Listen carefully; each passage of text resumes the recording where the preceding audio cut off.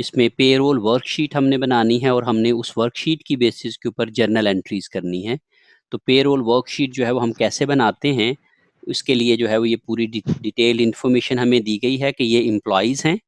तो बेसिकली ये जो पेरोल वर्कशीट होती है ये हम लोग बनाते ही इसी मकसद के लिए हैं कि ताकि हम लोग जर्नल एंट्रीज कर सकें। तो इसी को ही हम लोग पेरोल रिकॉर्ड भी कहते हैं, जिसमें आप लोगों ने पिछले पेरोल रिकॉर्ड की भी मैंने आप लोगों को एक शक्ल दिखाई थी, जिसमें हम एम्प्लॉयज़ की जो है वो वेजेस अर्न जो है रेगुलर वेजेस वो कैलकुलेट करते हैं, फिर ओवर टाइम उनका कैलकुलेट करते हैं, फिर उसके बाद उनके टैक्सेस की डिडक्शंस जो हैं वो कैलकुलेट करते हैं और एंड के ऊपर उनके नेट वेजेस कैलकुलेट करते हैं। तो यहाँ पे भी हमारे पास जो है ये एम्प्लॉइज़ दिए गए हैं और ये इनकी क्लासिफिकेशन है कि मीन ये प्रेसिडेंट है, ये एडमिनिस्ट्रेशन में आएगा, ये वाइस प्रेसिडेंट एडमिनिस्ट्रेशन है, ये एडमिनिस्ट्रेशन का आदमी है, तो ये 2 बंदे एडमिनिस्ट्रेशन में काम करते हैं।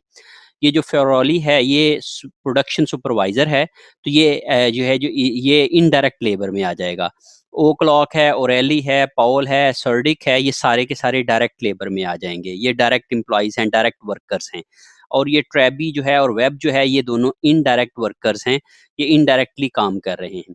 इन्होंने जो है वो 40 आवर्स के वीक के अंदर 40 आवर्स वीक के अंदर उन्होंने जो जो अर्निंग की है वो यहाँ पे हमें उन्होंने गिवन दे दी हैं। और जो उन्होंने आवर्स काम किए हैं इस पूरे पीरियड के दौरान, ये सैलरी है 40 आवर्स के वीक की। और ये वाले जो उन्होंने दिए हैं ये बेसिकली उनकी हैं कि जो उन्होंने डिफरेंट आवर्स जो हैं वो काम किया है उसके लिहाज से ये उन्होंने हमें मेंशन किए हुए हैं। फिर इनकम टैक्स विद हेल्ड जो है ये उन्होंने हमें दे दिया हुआ है। यहाँ पे उन्होंने परसेंटेज नहीं दी है बल्कि डायरेक्ट अमाउंट दे दी है, ये हमें कैलकुलेट नहीं करना पड़ेगी, हमें डायरेक्टली यही यूज़ कर लेंगे। और फिर ये उनकी ग्रॉस अर्निंग्स हैं जो कि उन्होंने 39th वीक तक जो उन्होंने आज तक कमा लिया हुआ है पिछले पूरे 39 वीक में, ये उनकी क्यूमुलेटिव अर्निंग्स दी हुई है कि वीक 1 से लेके 39 तक उन्होंने जितने पैसे कमाए हुए हैं ये उनकी अर्निंग्स हैं। ये बेसिकली हमारे पास जो एम्प्लॉई अर्निंग रिकॉर्ड होता है वहाँ से हम लोग इन फिगर्स को ले सकते हैं कि एक एम्प्लॉई का 39 वीक, ये वीकली सारी की सारी जो है वो अर्निंग इकट्ठी होती होती यहाँ तक पहुंची हुई हैं। तो अर्निंग्स उनकी जो टोटल हैं 39th वीक की, ये उन्होंने हमें गिवन दे दी हुई हैं। और फिर उन्होंने हमें ये कहा है जी कि आप एक पेरोल शीट बनाएं जिसके अंदर ये कॉलम्स होंगे। एम्प्लॉई का कॉलम होगा, 3 कॉलम्स अर्निंग्स के होंगे जिसमें रेगुलर पे है, ओवर टाइम प्रीमियम पे है, फिर उसके बाद use of the total for the week है, और उसके लिहाज से FICA टैक्सेबल अर्निंग्स हैं और FICA टैक्स है, इनकम टैक्स विद हेल्ड है और नेट अर्निंग्स हैं। तो ये हमें टोटल जो है वो उन्होंने कहा है बनाने को। फिर उन्होंने कहा जी कि prepare journal entries for the following, के पेरोल की 40th वीक की एंट्री क्या होगी वो आप लोगों ने करनी है। 40th वीक की, एक वीक की एंट्री आपने पेरोल की करनी है। फिर payment of the payroll for the week क्या है, distribution of the payroll cost क्या है, और डिस्ट्रीब्यूशन करते हुए हमने ये अजम्पशन लेके चलना है। तो ये मैं आप लोगों को यहाँ पे समझाऊंगा कि 2 अजम्पशंस हम कौन सी ले सकते हैं फॉर डूइंग दिस एंट्री। और फिर एम्प्लॉयर के पेरोल टैक्सेस की लायबिलिटी को रिकॉर्ड करना है, ये हमारी चौथी रिक्वायरमेंट है।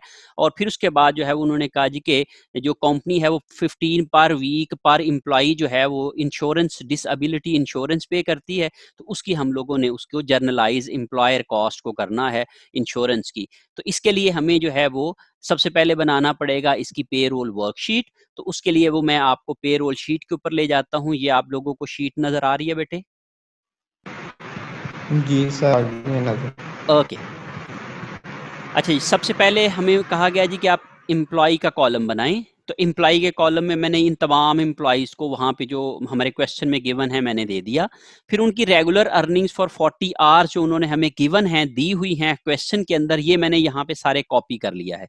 कुछ नहीं किया, सिंपली मैंने क्या किया है, कॉपी कर लिया है उसको, वहाँ से ये वाली इन्फॉर्मेशन इधर कॉपी कर ली है।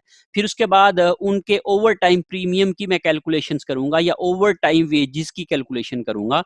तो ओवर टाइम वेजेस की कैलकुलेशन करने के लिए सबसे पहले मुझे चाहिए कि उन्होंने ओवर टाइम आवर्स कितने लगाए हैं। तो ओवर टाइम आवर्स निकालने के लिए उनके जो टोटल आवर्स उन्होंने लगाए हैं उनमें से जब मैं 40 आवर्स को माइनस करूंगा जो उनके रेगुलर आवर्स हैं, तो ओवर टाइम आवर्स आ जाएंगे। तो हर एक के, जैसे इन तीनों एम्प्लॉयज ने 40 आवर्स ही काम किया था और इनका कोई ओवर टाइम नहीं बनेगा।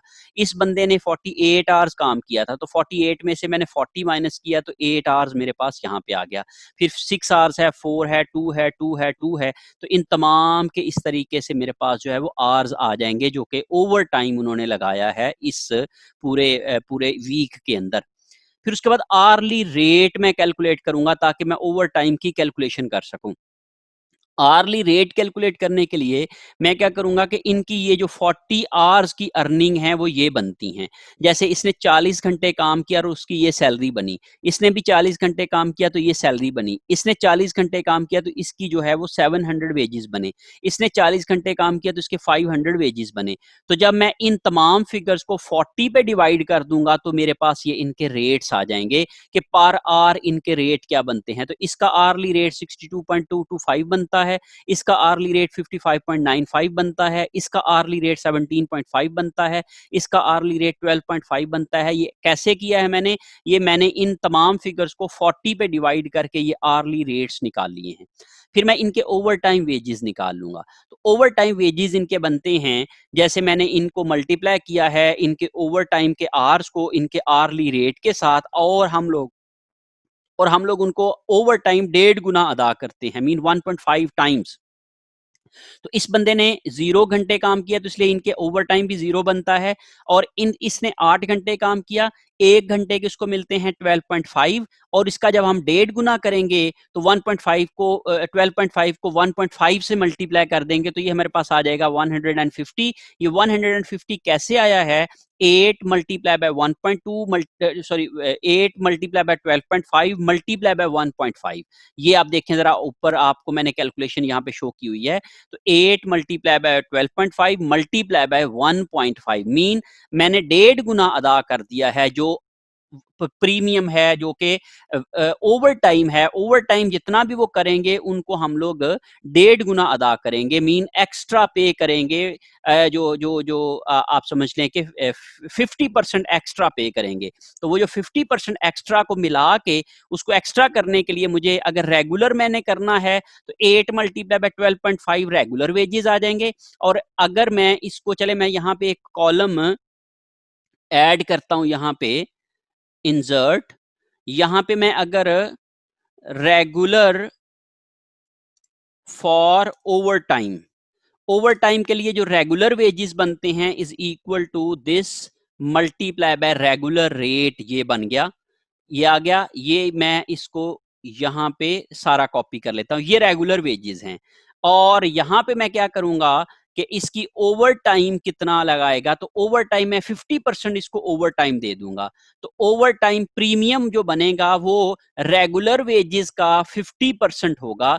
तो ये मैं इज इक्वल टू करके this multiply bye 50%, mean for 50% मैंने अबव पे किया है उनको, मीन मैंने उनको जो रेगुलर रेट था उसका 50% मजीद अदा किया है उस हवाले से। तो इस लिहाज से मैंने उनका ओवर टाइम प्रीमियम ये यहाँ पे कैलकुलेट कर लिया और इंसर्ट करूंगा, और यहाँ पे मैं लिखूंगा total overtime wages. Total overtime के जो वेजेस आएंगे ये is equal to this plus overtime premium this, ये दोनों को मिलाऊंगा तो ये मेरे पास टोटल ओवर टाइम वेजेस आ जाएंगे। इसको मैं टोटल कर लूंगा तो ये मेरे पास इसका टोटल आ जाएगा, इसको मैं टोटल करूंगा तो ये मेरे पास इसका टोटल आ जाएगा, और इस लिहाज से ये मेरे पास 373.5 आ जाएगा। और ये वाले जो वेजेस हैं ये मैं इनके और इसको टोटल वेजेस को ये करूंगा तो ये मेरे पास जो है वो टोटल वेजेस आ जाएंगे इस लिहाज से। और यहाँ पे मेरे पास बेटे ये वाली जो फिगर है ये 8080.5 आ जाएगी। मैं दोबारा से रिपीट किए देता हूं। यहाँ पे मैंने ये कहा कि इस बंदे ने 8 घंटे ओवर टाइम लगाया, अगर मैं उसको रेगुलर रेट पे करूंगा तो वो बंदे बनेगा 8 मल्टीप्लाई बाय 12.5 दैट इज 100। और मैंने चूंकि उसको ओवर टाइम लगाने की वजह से एक्स्ट्रा पे कर रहा हूं, और जो एक्स्ट्रा प्रीमियम पे करूंगा that is the regular rate का 50% मोर। तो मैंने रेगुलर रेट का 50% ऊपर किया, तो 100 का मैंने 50% किया, तो ये मेरे पास क्या आ गए, 50 आ गए। इन दोनों को मैंने ऐड किया तो ये मेरे पास टोटल उसके ओवर टाइम के वेजेस आ गए। ये टोटल ओवर टाइम वेजेस जिसको मैंने जो है वो येलो में किया है, और ये रेगुलर अर्निंग्स, इन दोनों को मैंने ये प्लस किया तो ये मेरे पास जो है वो टोटल अर्निंग्स आ गई। तो ये मेरे पास जो है वो उसकी टोटल अर्निंग्स बनती है। फिर उसके बाद मैं आ जाता हूं उसकी, यहां तक मेरी अर्निंग्स कैलकुलेट हो गई, ये वाला जो मैंने पोर्शन कैलकुलेट कर लिया है, this is my total earning calculation. मैंने ये तमाम टोटल अर्निंग की कैलकुलेशन जो है वो हर एक एम्प्लॉय की यहाँ पे कैलकुलेट कर ली, और टोटल भी इसकी मैंने यहाँ पे कैलकुलेशंस कर ली। तो ये मेरे पास जो है वो टोटल अर्निंग्स की कैलकुलेशन बन गई। अब मैं कैलकुलेशंस करूंगा डिडक्शंस की। तो ये मेरी जो कैलकुलेशंस हैं, ये वाली यहाँ पे जो आपको नजर आ रही हैं, ये मेरी कैलकुलेशंस हैं डिडक्शंस की। ये डिडक्शंस की कैलकुलेट करने के लिए सबसे पहले मुझे ये देखना है कि मेरे पास रेट्स क्या हैं। रेट्स मेरे पास जो है वो सबसे पहले FICA टैक्स का रेट है। तो FICA टैक्स 8% लगेगा, लेकिन 8% किस पे लगेगा, जो 1 लाख तक की वेजेस होंगी, क्यूमुलेटिव वेजेस, उनके ऊपर लगेगा, बाकियों के ऊपर नहीं लगेगा। मीन जो 1 लाख से एक्सीड कर जाएगा एम्प्लॉई, उसके ऊपर ये वाला टैक्स नहीं लगेगा। जो 1 लाख तक की सैलरी होगी उसके ऊपर लगेगा, लेकिन 1 लाख से जो एक्सीड कर जाएगी सैलरी, उसके ऊपर जो है ये टैक्स नहीं लगेगा। अब आप जरा गौर करें इस एम्प्लॉय को, इस एम्प्लॉय की पिछले वीक में जो सैलरीज एक्यूमुलेट हो गई थी, बन गई थी, टोटल अर्निंग्स जो थी वो 1,09,560 थी। ये ऑलरेडी 1 लाख से एक्सीड कर चुका हुआ है। इस वजह से इसका जो नेक्स्ट इसने इस हफ्ते में 2,489 या 2,489 रुपीज जो है डॉलर्स कमाए हैं। तो जब मैं इन दोनों को एक्यूमुलेट करूंगा तो ये इसकी एक्यूमुलेशन बन जाएगी 1,12,049। चूंकि ये 1 लाख से ऊपर चली गई है, तो इसलिए मैं इसके ऊपर कोई भी टैक्स नहीं लगाऊंगा। तो इसलिए जो टैक्सेबल इनकम होगी इसकी ये जीरो हो जाएगी। मीन इसकी जो 2,489 जो इसने इस हफ्ते में कमाया है, इसके ऊपर कोई टैक्स चार्ज नहीं होगा, इसलिए जीरो होगी उसकी टैक्सेबल इनकम। उसके बाद आ जाती है इस एम्प्लॉय की बारी। ये एम्प्लॉय ने इस हफ्ते में कमाए हैं 2,238, लेकिन उसकी ऑलरेडी जो एक्यूमुलेटेड अर्निंग्स थी वो थी 99,500। अब जो मिला के ये बन गई 1,01,738। अब ये भी टैक्सेबल में से निकल गया, लेकिन इसकी जो 1 लाख तक की अमाउंट है इसके ऊपर टैक्स लगेगा। उससे एक्सेस जो अमाउंट होगी उसके ऊपर टैक्स नहीं लगेगा। अब चूंकि ऑलरेडी इसकी इनकम थी 99,500, अब 1 लाख से कितनी कम थी, 500।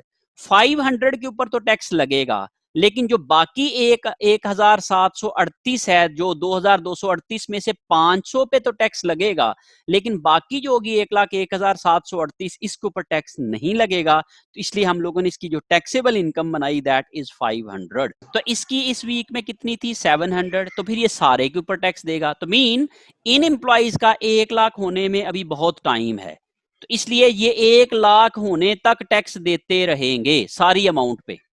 इसलिए ये इनकी सारों की इनकम टैक्सेबल हो जाएगी। और ये टैक्स कैसे बनेगा, 8% ऑफ अर्निंग्स, टैक्सेबल अर्निंग्स। 0 का 8% 0, 500 का 8% 40, 700 का 8% 560, 650 का 8% 52, 490 का 8% 39.2, 460 का 8% 36.8। ये इस तरीके से आ गया। फिर इनकम टैक्स की amount is given in are question, ये हमें गिवन है हमारे सवाल के अंदर, तो ये हम लोगों ने वही ले ली। और इन दोनों कॉलम्स को FICA टैक्स और इनकम टैक्स को जब हमने टोटल कर लिया तो ये हमारे पास टोटल डिडक्शंस आ गई। तो इसको मैंने टोटल डिडक्शंस जो है, ये वाली जो कैलकुलेशन है, ये मेरी सारी की सारी किसके ऊपर है, ये डिडक्शंस के हवाले से है, जिसमें पहला जो टैक्स है FICA टैक्स है और दूसरा जो है वो इनकम टैक्स है। और इन दोनों को जब मैंने प्लस किया है तो ये मेरे पास 2058 का जो है वो टैक्स आ गया है टोटल इन दोनों का। ओके, अब ये नेट अर्निंग्स आ गई। तो इनकी जो टोटल अर्निंग्स थी इस वीक के अंदर वो थी ये वाली, ये जो रेड में है, और इनका जो टोटल डिडक्शंस थी वो थी ये वाली जो कि रेड में है। इन दोनों का जो मैंने नेट लिया मीन 2499 में से मैंने 488 जो है वो माइनस किया, तो मेरे पास ये वाली अमाउंट आ गई। ये इसकी नेट अर्निंग्स है जो इसको हम नेट पे करेंगे जी। ये आएगा 2238 माइनस 442 1796, 700 माइनस 236 464। तो इस तरीके से मैंने ये वाली जो है वो कॉलम कैलकुलेट कर लिया। ये मेरे पास आ गया 6022 अशारिया टू जो है वो मेरे पास इसकी कैलकुलेशन आ गई, जो कि मैंने नेट अर्निंग्स कैलकुलेट की हैं। अब इसके बाद हम ये वाला टेबल हम बनाते हैं बेसिकली एक एंट्री करने के लिए, जो मैं नीचे आपको बताने जा रहा हूं। ये कैलकुलेशंस हम लोग ये एंट्री करने के लिए कर रहे हैं। सबसे पहली एंट्री हमें पूछी गई है अक्रूड पेरोल की। तो पेरोल को अक्रू करने की एंट्री क्या होगी? Payroll account debit, FICA tax payable credit, income tax payable credit और वेजेस पेएबल क्रेडिट। ये चूंकि सारी लाइबिलिटीज हैं तो लाइबिलिटीज हम लोग क्रेडिट कर देते होते हैं, इस लिहाज से पेरोल एक्सपेंस है तो एक्सपेंस को डेबिट कर देते हैं।